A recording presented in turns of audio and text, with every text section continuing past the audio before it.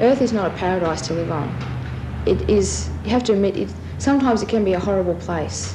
You know, you've got unemployment, you know, the governments, they don't know what to do, they can't run countries properly, and it just seems to be, I don't know, it's just a total waste of time, I think, sometimes to live, because I see no purpose in life and stuff like that, when everything around me is just, you know, totally, it's falling apart, it seems to be crumbling slowly, and everybody, all the helpless human beings seem to get wrecked in the process, and I just think it's quite unfair.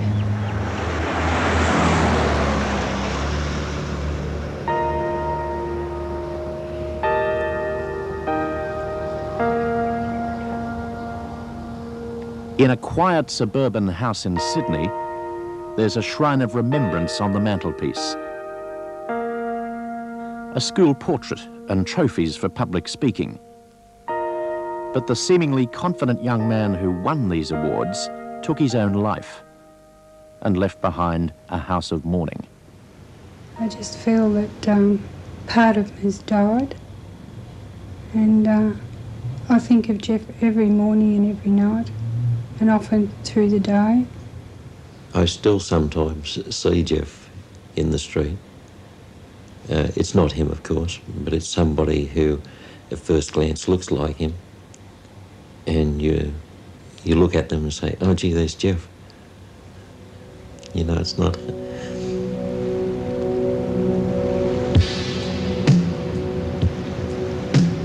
There's a generally accepted myth that adolescents are a basically fit and healthy group who'll grow out of their problems given time. An increasing number don't.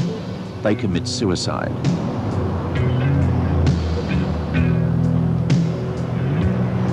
More than 1,500 Australians suicide every year. But although there's a steady reduction in the number of older people who take their own lives, there's a marked increase in the self-destruction of young people between the ages of 16 and 25. Second only to road accidents, suicide is now the most common cause of death for young Australians. The first time I tried to do it was about 11 months ago. I took an overdose and it didn't work, and a couple of weeks ago I took another overdose and I tried to slash my wrist as well. So you were serious? Definitely, because if I wasn't serious, I wouldn't have, because I ran away from home the second time. I left and I took the overdose to slash my wrist in the street, and if I wasn't serious about it, I wouldn't have done it, really. Because if you're not serious about an overdose, you'll do it where everybody will find you and everybody will see you. I did it in the privacy. I did it by myself, with myself, nobody else's help. I didn't want anybody to find me, and I ran away from home, and if I wasn't serious, I wouldn't have done all that. It's difficult to generalise about adolescents who attempt or commit suicide as opposed to those who don't, who prefer to suffer the stress and the pain and stick it out. But it does seem that some young people are more at risk, more vulnerable than others, and certainly there are experiences in one's life that can confer some degree of invulnerability. The vulnerable adolescents in our community, of course, are those who have to suffer stress and meet painful challenges, and yet have a sense of helplessness that they're not going to overcome the crises that occur in their life, and in whom the protective buffers around them have been removed. In highly urbanised cultures where the necessities of life can be organised for power and profit, the young are especially vulnerable because they have the least ability to combat the realities of existence.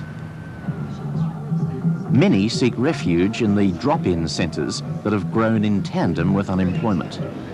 I think everything's broken down, like family units. I don't see a lot of normal families anymore, you know. you used to be able to just walk into a place and say, yeah, I'll take that job. You can't do that anymore, you know? You used to be able to walk into a real estate agent and say, I'd like that flat. You know, these days you need references, and you know, it just seems like everything sort of happened too quickly, you know what I mean? It's all just come to a head and broken down. But maybe some people might say you just don't try hard enough. I know that I've tried bloody hard. Very hard. Among the young unemployed, there's a high incidence of psychiatric disorder, with depression accounting for about 75% of cases. Many suicides could be avoided if detection and treatment of depression had been successful. Where I was living at my home, my father had 3 guns on a rack in the lounge room.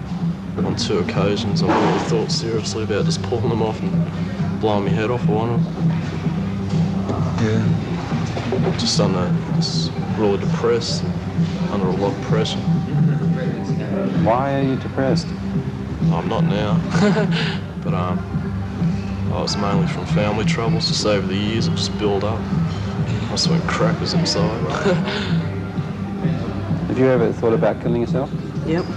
As far as I got was glass to my wrist and I just chickened out. What did you do?